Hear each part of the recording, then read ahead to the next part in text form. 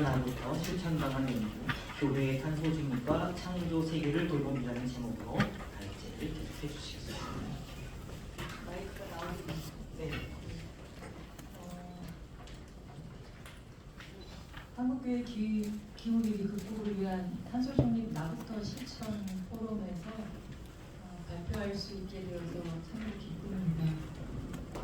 특별히 신학적 입장에서 이 기후위기 문제를 깊이 성찰하게 하는 이 연구 결과에 입대해서 제가 이야기하는 것이 사족이 되지 않을까 하는 생각이 들기는 합니다. 성경 안에 있는 태초에 우리에게 주어졌다고 하는 그 두 질문, 내가 어디 있느냐, 네 아우가 어디 있느냐 라고 하는 질문에 아담도 가인도 잘못된 답변들을 했어, 어리석은 답변들을 했죠. 어떠한 답변이든 자기 안에서 올라오는 답변들을 할 텐데 성경 안에 있는 답변이 참으로 어리석어서 인류의 역사가 이렇게 흘러오지 않았나 하는 생각을 하는데요. 적어도 이제 우리는 특별히 한국 교회만큼은 하나님 앞에 올바른 답변, 그리고 되돌이킬 수 있고 기후위기를 극복할 수 있는 답변을 했으면 하는 바람에 사적이 되더라도 인간의 태도와 마음을 바꿀 수 있게끔 하는 한국교회, 그리고 또 기왕에 준비한 논문이니까 주어진 시간 동안 본문에 충실하게 말씀을 좀 드려보려고 합니다. 47쪽부터 시작하는데요. 광범위하고 전 지구적으로 일어나고 있는 기후위기가 우리 모두에게 강력한 기후 행동을 요청하고 있습니다. 교회는 지금의 기후 문제에 대해서 얼마나 이해하고 또 그의 기초에 얼마나 적절한 행동을 하고 있는지 묻게 됩니다. 이 글은 위기의 심각성만큼이나 크게 아파하며 이미 시작된 하나님의 치유와 지구 전역에서 창조세계 돌봄 활동을 하고 있는 기독인과 교회의 창조세계 돌봄 활동에 기초해서 작성되었음을 밝혀줍니다. 총 5장으로 설명하고 있는데요. 2장에서는 기후변화에 관한 정부간 협의체 IPCC가 최근 발표한 6차 종합보고서를 통해서 현재의 기후위기를 살피고 창조세계를 돌봄 활동을 촉진할 말씀과 대화를 제안하려고 합니다.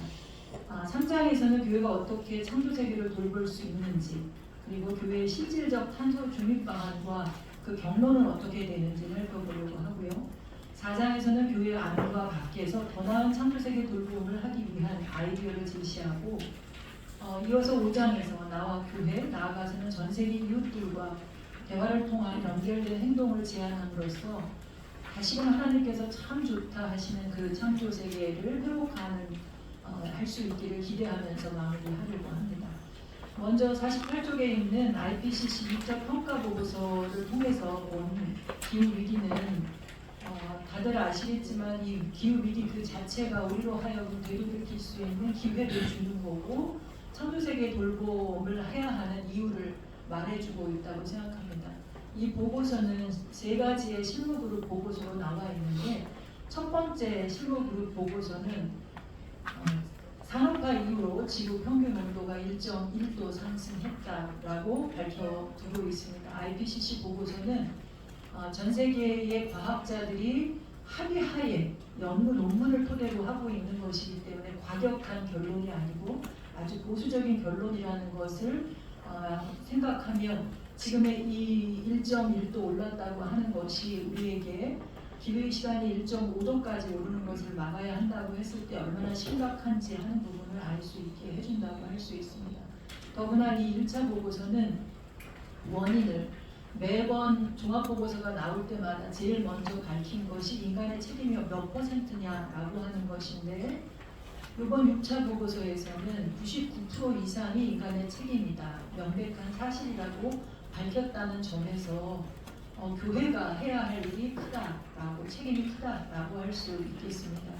2차 제2실무그룹 보고서에서는 기후변화의 영향력이 예상했던 것보다 더 광범위하고 심각하게 나타나고 있다고 이야기하고 있기에 단순한 감축 노력만이 아니라 지금 가장 취약한 지역에서 어떻게 적응 대책을 세워야 할지 한국교회가 함께 고민해야 하리라 하는 부분들을 지적하고 있습니다.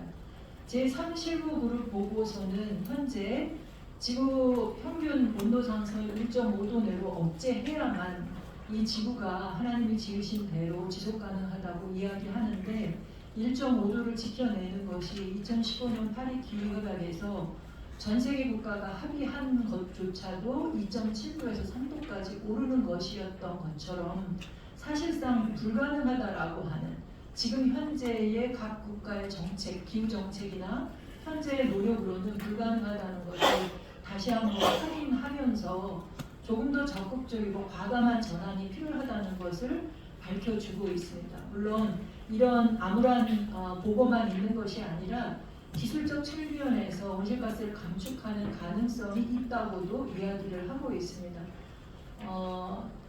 잘 관리만 한다면 엄청난 생활 수준의 하락 없이도 온실가스 감축하는 하는 것을 탄소 중립을 이루는 것이 가능하다고 이야기하고 있는데 이것이 우리 인간이 어떤 태도를 갖고 임하느냐에 상당히 달라질 수 있다고 얘기합니다. 다시 말해서 6차 종합보고서가 나오기까지 30년이 흘렀는데 30년 되기까지 우리는 계속해서 삶의 핑글거리로 지금 당장을 할 수 없다든가 그저 기다릴 수밖에 없다든가 최근에 극단적인 상황이 와서는 이제는 절망스럽다, 더 노력해도 소용이 없다라고 변명하는 데에서 벗어나서 믿음을 갖고 있는 우리가 좀 더 지금의 상황을 뛰어넘는 신앙으로 뛰어넘는 조처를 해나가는 것이 교회 안에서 필요하지 않을까라는 생각을 하고 논문을 작성했습니다. 사실 과학자들조차도 2015년 협약이 이루어질 때 그리고 우리나라에서 2018년에 1.5도에 관한 특별보고서가 채택됐을 때만 하더라도 우리에게 충격은 4% 정도만 있었어도 됐는데 이제는 더 과감한 노력이 필요하다라고 이야기를 하고 있으니 시간이 더 흐르면 우리의 결단이 아니라 강제로 놓을 수밖에 없는 재난 앞에 무릎 꿇을 수밖에 없는 상황이 오게 될 것이라는 점을 확인하며 우리 교회가 자발적으로 신앙적으로 결단하며 창조세계를 돌보도록 하는 일을 해야 하리라 봅니다. 이 일에 있어서는 앞서 장윤재 교수님 말씀하셨던 것처럼 성경 말씀 안에 길이 있다라고 저도 생각을 했고요. 충분히 우리 책으로도 그린 바이블, 에코 바이블이라고 하는 책이 나와 있는데요. 그곳에 보면 엄청난 이 창조세계 돌봄의 근거가 되는 말씀들이 있다고 하는 것을 알 수 있습니다. 이 실마는 창조세계 한국판에서 이 말씀을 다시 읽게 한다면 애정어린 경청으로 실마는 피조세계 시음소리를 들으며 이 성경을 다시금 읽을 수 있다면 해야만 하는 어떤 당연한 의무감에서가 아니라 자발적으로 마음속에서 우러나오는 그런 실천을 할 수 있으리라 보고요. 무엇보다도 자신이 하는 것이 아니라 자신 안에 자신보다도 더 아파하시는 말할 수 없는 탄식으로 이 창조세계를 끌어안고 계신 성령님을 느끼며 성령님이 치유하시는 역사에 우리 교인들이 교회가 함께 참여할 수 있겠다라고 하는 생각으로 글을 담아놓았습니다. 다음으로 54쪽에 그렇다면 우리가 돌봐야 할 이웃에 대한 생각을 한번 새롭게 해봤는데요. 앞서서 말씀하신 그 태초에 던져주셨던 질문, 가인에게 주셨던 내 아우가 어디 있느냐, 현대로 얘기한다면 내 이웃이 어디 있느냐. 우리가 지구 생태 용량 초과의 날로 보면 하나님이 우리에게 허락하신 것 이상 지구가 한 개인데 2.5개, 그러니까 한국 사람 평균은 3.5개에서 4개를 사용을 하고 있으니 2.5개를 도둑질하고 있는 것인데요.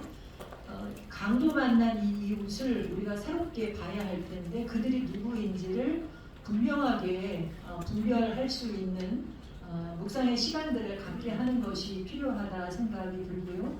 그럼으로써 이 이웃의 범주를 확장하면서 구체적으로 보호하는 일들이 곧바로 하나님을 공경하고 사랑하는 일이라고 하는 말씀을 함께 나누고 있습니다. 이미 하나님이 지으신 이 숲의 절반은 사라졌고 2100년이면 모두 사라질 것이라고 하고, 그리고 머지않아 하나님이 지으신 이 지구의 70%나 되는 바다 생태계의 근간이 되는 산호초들도 절멸한다고 하는, 산성화된다고 하는 보도들도 있는데, 이 부분을 어떻게 지켜낼 수 있는지에 대해서 그리스도인들이 깊이 성찰하며 길을 찾아갈 수 있도록 안내해야 되리라 생각합니다.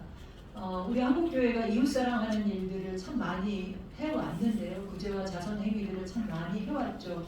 또 해외로 선교하는 활동들도 많이 하고 있다고 자부하는데, 이제는 그 돌보고 있는 이웃이 인간에게만 머무르는 것이 아니라 인간의 탐욕으로 인해서 하나님이 주신 것 일도 못 누리고 있는 그 이웃들, 가난한 자, 다음 세대들, 그리고 신음하는 인간 아닌 다른 피조물들을 함께 하나님이 주신 것을 온전히 누릴 수 있게 하는 그런 사랑의 행위들을 할 수 있도록 해야 하리라 생각하고 있습니다. 이 일들을 위해서는 목사님들께서 강단에서 말씀을 선포하는 것도 중요하긴 하지만 스스로 깨닫게 하는 일들도 중요하다고 생각합니다. 주일에 선포되는 말씀을 일주일 동안 곱씹는 묵상의 실천도 필요하고, 스스로 말씀을 읽는 가운데 스스로가 그 주어지는 질문에 답을 찾아가야 하리라 생각하는데요. 우리가 스스로 질문하고 스스로 답을 찾아가는데 좀 서툽니다. 늘 목사님들의 좋은 말씀을 귀로 듣는 데만 익숙하고, 좋은 말씀을 귀로 듣고 그 한 귀로 듣고 한 귀로 흘려보냄으로 인해서 삶의 변화가 없는 경우들이 참 많은데, 교회와 성도들이 구체적으로 말씀을 듣고 스스로 삶을 변화시키게 하기 위해서는 질문을 주시고, 그래서 말씀 속에서 질문을 주시고 그 질문에 정답을 찾는 것이 아니라 자신의 삶을 돌이킬 수 있는 답을 제시할 수 있게 하는 것이 중요하다고 생각합니다. 특별히 이 말씀을 드리는 이유는 작년에 한국교회 총연합이 우리 기독인들의 기후 위기 인식에 대한 설문조사를 한 것을 다 아실 것입니다. 대부분 기후 위기가 심각하다고 답변을 했습니다. 현재는 심각하진 않아도 위기를 치닫고 있다. 그리고 지금이 위기다. 특단의 조치가 필요하다라고 답변한 사람들이 99%였습니다. 세계적으로 그린피스나 이런 곳에서 옥스퍼드대에서 조사한 바에 의하면 코로나가 막 왔을 2020년에 답변했을 때에 한 3분의 2 정도가 위기다 이렇게 답변했었는데, 우리가 조사한 것은 코로나 시기이기도 합니다만 99% 이상이 위기다, 일반인들보다도 훨씬 높은 위기의식을 갖고 있음에도 불구하고 여전히 행동이 변하지 않고 있는 것, 이 위기 상황에서도 그저 조금 불편한 것을 참아내지 못하고 지금 누리고 있는 이 풍요와 편리함을 놓지 않으려고 하는 부분은 어찌 보면 머리로만 위기를 인정할 뿐 삶으로 이 위기 의식을 갖고 변화를 시키려고 하는 진정한 회심이 일어나지 않고 있기 때문이 아닐까라고 하는 생각이 들어서, 교회에서 말씀을 통해서 분명하게 명료화시켜야 할 부분은 플랜 B는 없다입니다. 하나님이 지으신 창조 세계는 하나이고 이것을 지켜내야만 우리의 삶은 지속 가능하다라고 하는 것입니다. 세상적으로는 플랜 B를 생각하고 우주선을 타고 어디를 가는 이런 생각도 하고 있지만, 그리고 어느 특정한 지역만을 지켜내려고 하지만 이 지구가 무너져 내리는 것은 가장 취약한 지역을 우리가 바라보고 지켜내지 않는다면, 마치 댐이 약한 금이 간 곳을 보지 않음으로써 댐 전체가 무너지는 것처럼 플랜 B는 없다라고 하는 그런 생각으로, 그런 신념으로, 시간으로 이 창조세계를 지켜내려고 하는 그런 노력들을 한국교회 안에서 해야 하리라 봅니다. 두렵지만 이 일을 해야 하는 이유는, 그리고 오랜 동안 한국교회 안에 이 일들을 해온 교회들이 있는데요, 많이 우울해하고 절망하고 있는 곳들이 있습니다. 하지만 우리가 포기할 수도 없고 절망해서만도 안 되는 이유는, 하나님께서는 이미 이사야 43장의 말씀처럼 이미 새 일을 시작하셨다라고 하는 것입니다. 한교총에서도 그렇게 작년에도 그렇고 이전에 해온 일들이 있는데, 이 일들을 왜 우리에게 못 보냐고 하나님께서 말씀하고 계시지 않습니까? 광야에 길을 내겠고 사막에 이미 강을 내고 계시다고 하시는 하나님 말씀을 듣고 우리가 주변의 이 일들에 헌신하고 있는 이들을 바라보면서 좀 더 과감한 실천들을 해 나가야 하리라 생각이 듭니다. 이 일들을 위해서 성도들과 함께 나눌 질문들, 예시들을 세계교회 안에서 나오는 질문들을 올려놓았는데요. 때로는 질문을 잘못해서 분쟁이 일어나고 갈등이 일어나고 싸움이 전쟁까지도 일어나더라고요. 그래서 좀 더 정답은 없대 서로가 서로의 마음을 연결하고 신뢰와 지지 가운데 함께하는 행동으로 나아갈 수 있게 하는 질문의 예시를 두었습니다. 57쪽에서 58쪽에 나오는 질문들인데요. 하나님이 지으신 피조물에 대한 하나님의 관심에 대한 질문들입니다. 하나님께서는 독생자를 내놓고 싶지 않으셨을 텐데도 불구하고 그 독생자를 세상에 보내신 이유, 온 우주 삼라 만상을 사랑하셨기 때문, 세상을 사랑하셨기 때문인데 우리는 그저 하나님만을 바라보고 하나님만을 사랑한다고 하시는데 하나님을 세상을 사랑한다고 말씀을 하시거든요. 그래서 그 세상을 하나님 사랑하시는 그 세상에 대한 관심을 우리도 가져야 하는데 어떻게 그 관심을 가질 것이냐라고 하는 질문들을 함께 나누어 주기를 바라고 있고요. 또 한 가지는 하나님께서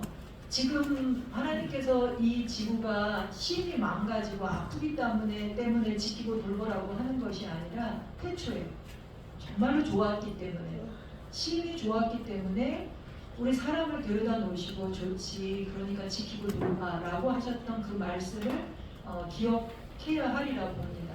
결코 절망할 일도 아니고 함께 지금 지키고 돌보는 일을 하고 계시니 우리가 그 일들을 사명으로 그리고 우리가 하는 일이 아니니 결과를 의논할 것도 아니고 그저 묵묵하게 하나님이 하시는 일에 참여하기 위한 질문들을 함께 나누어 줄 것을 청합니다. 그리고 신앙의 도전과 응답에 대한 질문들을 또한 제시했는데요. 교회 안의 성도들과 더불어 이 질문들을 통해서 교회 안에 먼저 깨달은 사람들, 앞장서가는 사람들만의 실천이 아니라 단 한 사람도 때로는 왜 우리가 창조세계를 돌봐야 하느냐라고 반문하는 사람들까지도 함께 가고자 하는 그런 노력들을 이런 질문들 속에서 할 수 있었으면 하는 바람으로 이 질문들을 담아놓았습니다. 우리가 이런 신앙 공동체 안에서 마음과 정성을 다해서 그렇다면 모든 것의 근원이 되시는 창조자 하나님을 인정하게 될 것, 고백하게 될 것이고 예수 그리스도가 만물의 구속자시고 성령을 통해서 만물이 지탱되고 있음을 지금도 지탱되고 있음을 분명히 고백할 수 있게 되리라 생각하고 있습니다. 우리에게 이미 오래전부터 생명을 택하라 하셨는데 그 생명을 택해야 하는 이유가 나만이 아니라 나와 내 후손이 살게 하려면 잘 사는 것도 아닙니다. 그저 살라고 세상에 보내셨으니 살기 위해서 생명을 선택해야 하는데 뭐 중간은 없습니다. 그 생명을 선택한다고 하는 것이 구체적으로 무엇인지 성도들과 함께 목록을 만들어 갈 수 있었으면 하는 바람을 가져보면서 구체적으로 창조세계 돌봄을 위한 이 창조세계 돌봄은 한국교회 총연합이 작년에 창조 회복교회 만들기 운동하셨잖아요. 이게 탄소 중립이라고 하는 것으로 표현되리라 생각하는데 교회가 실질적으로 탄소 중립을 하기 위한 도전의 목록들을 만들어 갈 수 있었으면 좋겠습니다. 세상에서는 탄소 중립이 어렵다라고 이야기를 합니다. 우리나라조차도 구체적으로 탄소 중립을 하는 것이 불가능하지 않겠느냐라고 하는 생각으로 조금 미온적인 목표를 제시하고 실행해 가고 있는데 우리는 믿음이 있는 만큼 그리고 우리가 하는 일이 아니고 우리의 노력을 보고 우리의 작은 실천이 더 큰 일을 할 수 있게 하고 하나님께서 이루어 가실 거라고 하는 큰 믿음을 가지고 우리 한국교회만큼은 교회 한 곳 한 곳이 실질적인 탄소 중립을 이루기 위한 시도들을 해나갈 수 있었으면 하는 바람을 가져봅니다. 그러기 위해서는 이제 더 이상의 도둑질은 멈춰야 한다라는 생각인데요. 그러기 위해 한국교회가 한 곳 한 곳들이 얼마만큼의 도둑질을 하고 있는지를 구체적으로 살펴야 합니다. 도둑질을 한다고 하니까 조금 마음이 뜨끔하고 과연 그런가 싶은데요. 아까 말씀드린 대로 지구생태 용량 초과는 1년 평균으로 생각하면 전 세계는 7월 28일 날 다 쓰고 8월부터 5개월간은 도둑질 하거든요. 하나님이 주신 게 아니니까 도둑질이죠. 빌려 쓴다 하지만 70년대 이후로 10년마다 한 달씩 앞당겨 쓰고 있는데 한 번도 줄여본 적이 없으니 갚을 능력도 없는 것 같고요. 사실은 목사님들, 성도들 이 마음의 분별을 시켜보면 그 마음속에 욕심이 가득하지 않습니까? 교회는 안 그런가요? 갚을 마음은 있는지 하는 마음을 제가 생각을 하게 되는데, 그래서 앞에 그 동방정교회 총대주교님이 말씀하셨다고 하는 것처럼 기후위기는 단순한 지구의 위기나 생태계 위기가 아니라 인간의 마음과 태도의 위기다라 얘기하는 것처럼 우리가 좀 더 스스로에 대한 욕심과 교회 욕심도 내려놓고 성도들의 행복만이 아니라 교회의 건물을 넘어 교회 안에 있는 수많은 생명과 또 교회 밖에 있는 마을 안에 있는 수많은 생명까지도 하나님이 주신 그 생명을 온전히 누릴 수 있게끔 하는 일을 해야 하는데, 한국교회는 한국인 평균처럼 4월 1일까지 다 써버리니 그럼 9개월 동안 도둑질하는 거거든요. 이것을 갚기 위한 노력을 할 때 인정이 안 될 거예요, 교인들이. 그래서 그 몇 쪽이냐면 65쪽인데 65쪽에 제시하는 것처럼 자가진단하는 것들에 대한 방법들을 이 자료집에 나온 것을 통해 교회들이 구체적으로 자신의 책임을 묻는 일들을 했으면 합니다. 그 얘기에 구체적으로 들어가기 전에 조금 앞에 63쪽에 보면 다행히도 한국교회 안에 탄소중립의 목표를 세운 움직임들이 있었습니다. 한국기독교교회협의회를 통해서 한국교회가 전 세계가 2050년까지 탄소 중립하겠다고 하는 것을 우리는 기독교는 2040년까지 실질적으로 탄소 중립을 하겠다라고 선언하면서 재생에너지 생산과 또 자연기반 탄소 흡수원을 확대하겠다라고 선언했습니다. 그런데 아쉬운 점은 이 목표가 구체적인 데이터 없이 선언적으로 한 목표라고 하는 점이 많이 아쉽습니다. 이뤄야 할 목표를 보여준다고 하는 측면에서는 의미가 있지만 교회 현장마다 자신의 탄소 배출량에 대한 진단과 그에 기초한 감축 목표를 설정하지 않으면 이 목표는 실현될 수 없다고 생각합니다. 그런 의미에서 작년에 이어 올해 한국교회 총연합이 탄소중립 나부터 실천, 교회부터 실천이라는 주제하에 탄소중립 공동 캠페인으로 5가지 분야에서 교회와 성도가 각각 실천할 구체적인 매뉴얼을 전환청지기 자가진단표와 더불어서 제시한 것은 조금 더 한 걸음 나가게 하는 것이 아닐까라고 하는 생각을 해봅니다. 그런데 이것만으로도 좀 부족한 것은 각 교회마다 자신의 탄소 배출량에 대한 확인이 필요합니다. 왜냐하면 개개인이 탄소를 줄이기 위한 다이어트를 하더라도 자기가 줄이려고 하는 목표를 재려면 저 위에 올라가야 되거든요. 만약에 자기 목표를 제시 안 하고 몸무게를 줄이다 보면 몸이 상하거든요. 자신의 몸도 하나님이 주신 거룩한 성전이니만큼 자신의 몸을 잘 돌봐야 내 몸처럼 이웃을 돌볼 수 있는 것이니만큼 우리 자신의 교회도 잘 돌보기 위해서 탄소 배출량을 재보는 것이 필요합니다. 결국 이 논문에서는 그런 의미에서 공동체의 고백과 결단 그리고 분석을 통해서 영향력 있는 행위를 하기 위해서 우리 교회 탄소 중립 목표 지도, 요즘 말로는 로드맵이라고 표현들을 많이 하더라고요.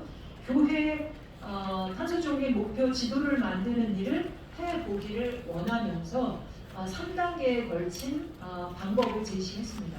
첫 번째는 계획하는 거고, 두 번째는 행동하는 거, 세 번째는 검토하고 다시 시작하는 것입니다. 좀 전에 말씀드린 것처럼 65페이지에 보면 계획하는 것인데요. 그냥 상식적입니다.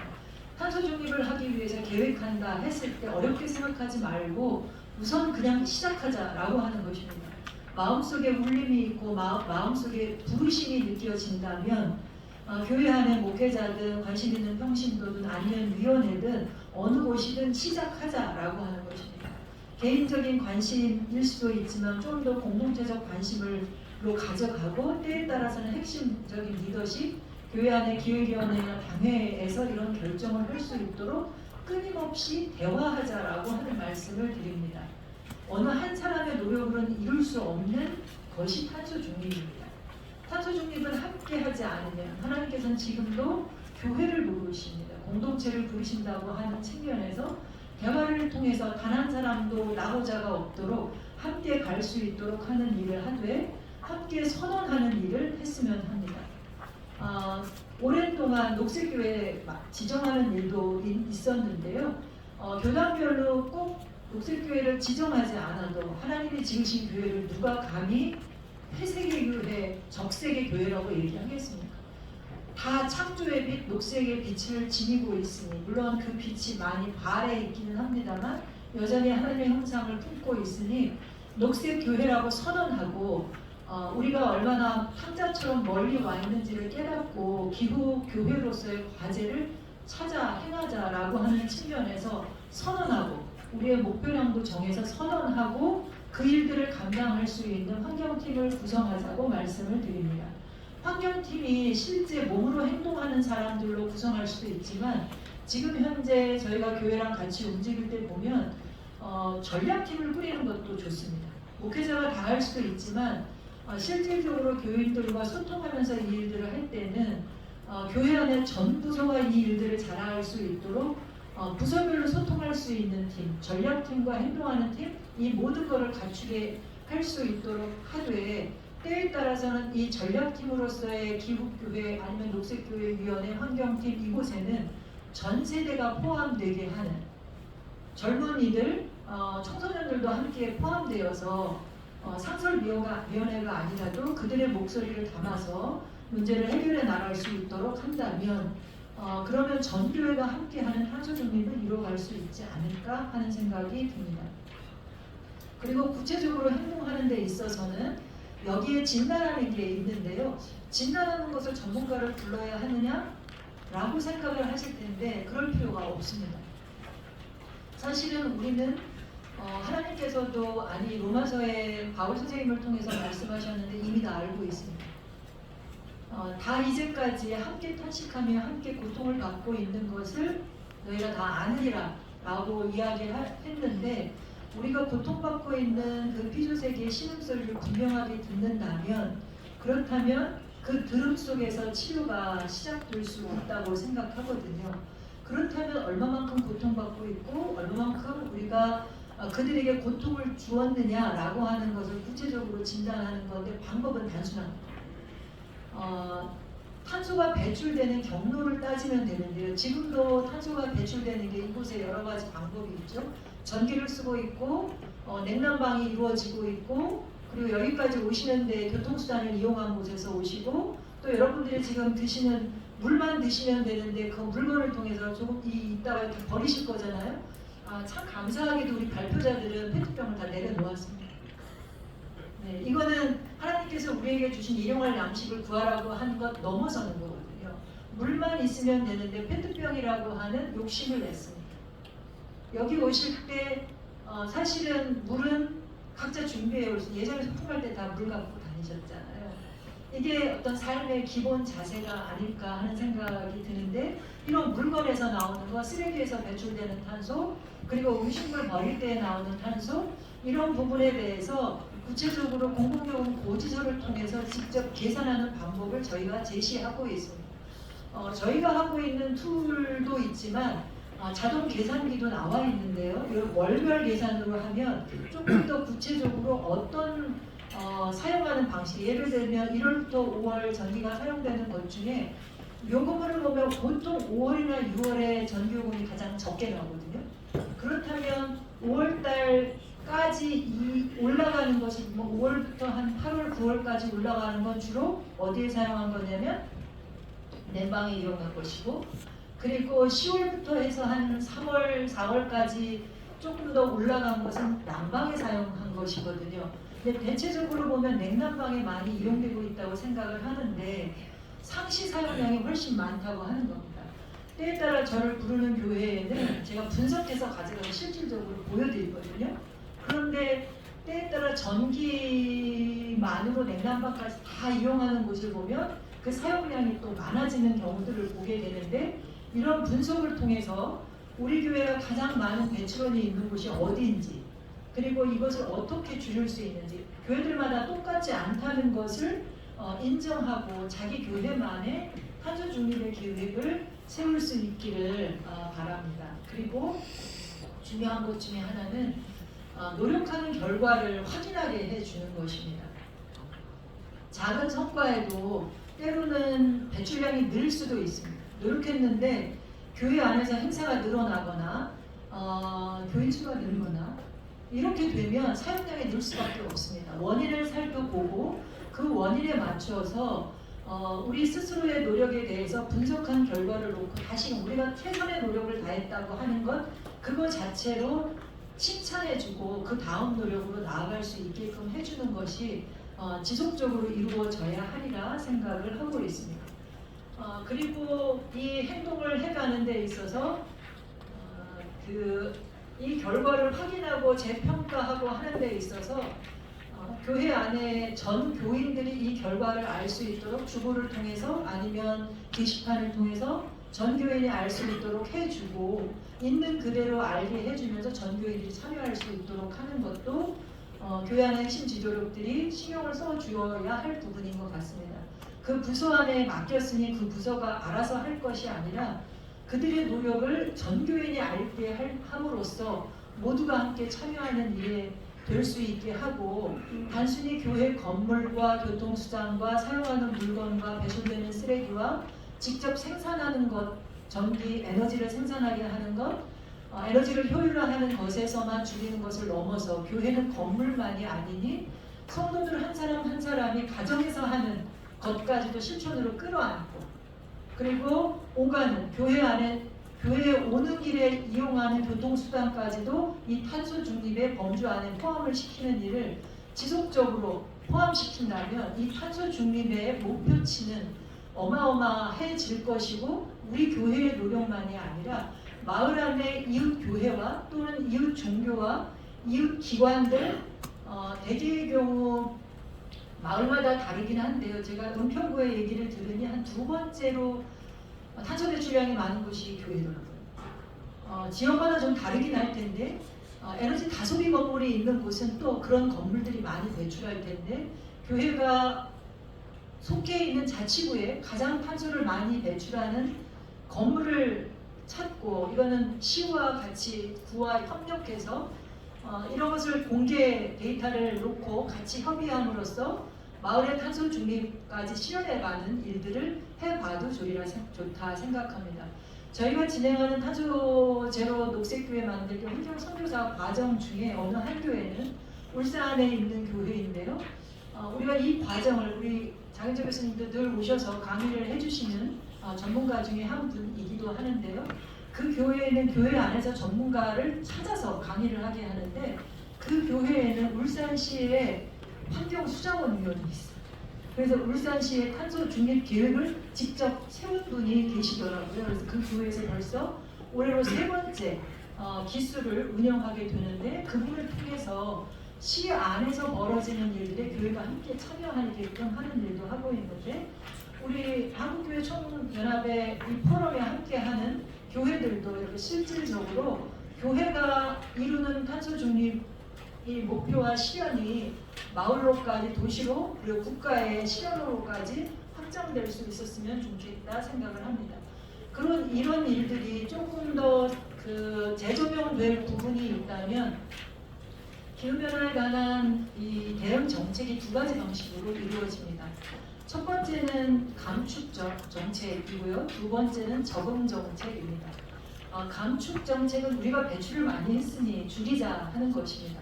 탄소 중립이라고 하는 것이 최대한 줄이고 줄이지 못한 것을 제로로 만들기 위해서는 흡수원으로서의 숲을 조성하자라고 하는 것인데요.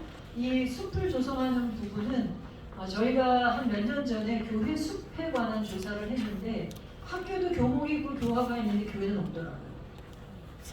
교회는 건물만 덩그러니 있더라고요. 우리 교회가 정말 소중하게 여기는 가장 오래된 나무는 무엇인지 없다면 지금부터라도 우리 교회의 나무를 성서 속의 나무라면 훨씬 더 좋으리라 생각이 되는데 키워가며 그 나무가 교인들의 신앙을 지켜봐주고 교인들의 삶을 지켜봐줄 수 있게 하고 도시 안의 녹지축을 이어갈 수 있게끔 하는 일을 한다면 성도들의 마음이 이 창조 세계를 통해서 부드러워져서 삶을 새처럼 가벼운 삶을 살아갈 수 있지 않을까 이런 생각을 하게 됩니다. 여러 방면에서 감축하는 일들을 해나가는 것과 동시에 이 반드시 살펴봐야 할 것이 적응 정책인데요.